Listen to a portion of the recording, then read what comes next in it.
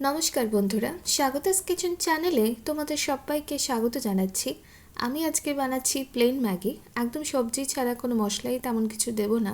সকালবেলা বা সন্ধ্যাবেলায় জলখাবারে যারা ব্যাচেলার বা যারা হস্টেলে থাকো বা যারা কোনো ম্যাগি বানাতে পারো না, তাদের জন্য এই ভিডিওটা। তাহলে চলো ভিডিওটা শুরু করা যাক। কড়াইয়ের মধ্যে 2 থেকে 3 চামচ সাদা তেল নিয়ে নেব। স্বাদ মতো লবণ দিয়ে নিয়েছি, হাফ টিস্পুন মতো। গ্যাসের ফ্লেমটা একদমই লো আছে। তেলটা গরম হয়ে যাওয়ার পর আমি ফ্লেমটা একেবারে লো করে দিয়েছি। হাফ টিস্পুন হলুদের গুঁড়ো আর 1 টিস্পুন লঙ্কার গুঁড়ো দিয়েছি, আর হাফ টিস্পুন মতো দিয়ে দিলাম জিরের গুঁড়ো। সমস্ত মশলাগুলো একটু ভেজে নিচ্ছি লো হিটের মধ্যে। লো হিটে ভাজতে হবে, নাহলে কিন্তু মশলাগুলো আমাদের পুড়ে যাবে। 4 প্যাকেট ম্যাগি নিয়েছি, তাই 4টে টেস্ট মেকার বা ম্যাগি মশলা দিয়ে দিলাম। খুব সিম্পল আর ইজি ম্যাগিটা, আর খেতে খুবই ভালো হয়। সকালে বা সন্ধ্যাবেলায় জলখাবারে ঝট করে তোমরা বানিয়ে দিতে পারো। যারা রান্না করতে পারো না একেবারেই, বা যারা ব্যাচেলার, তারা ঝট করেই করতে পারবে। মশলাটা একটুখানি কষিয়ে নিলাম এইভাবে।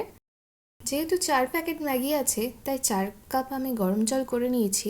অল্প একটু জল দিয়ে মশলাটা কষিয়ে নিলাম।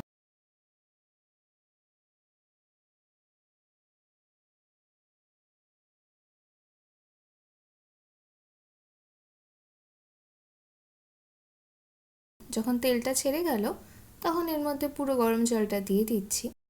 ভালো করে নেড়ে মিশিয়ে নেওয়ার পর জলটা যখন ফুটে আসবে, তখন আমরা ম্যাগির টুকরোগুলো একটু ভেঙে ভেঙে দিয়ে দেব।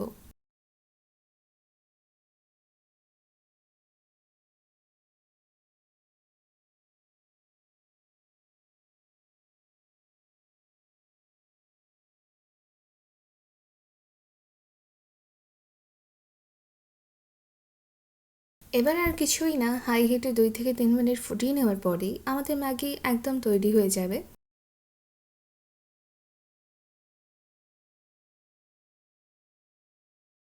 প্লেন ম্যাগি কোনো রকম সবজি ছাড়াই একটু ভালো করে নেড়েচেড়ে নিতে হবে মাঝে মাঝে।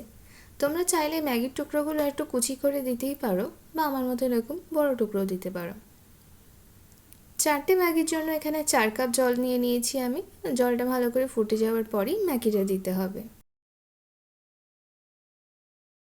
এবার শুধু ফুটে গিয়ে জলটা শুকিয়ে যাওয়ার অপেক্ষা।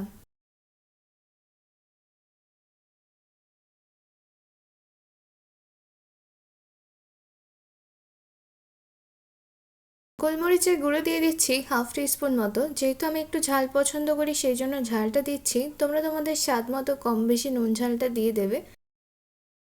2-3টে মতো কাঁচা লঙ্কা চেরা দিয়ে দিলাম। এবার ভালো করে মিশিয়ে নিয়ে জলটা শুকিয়ে যাওয়া অবধি অপেক্ষা করব।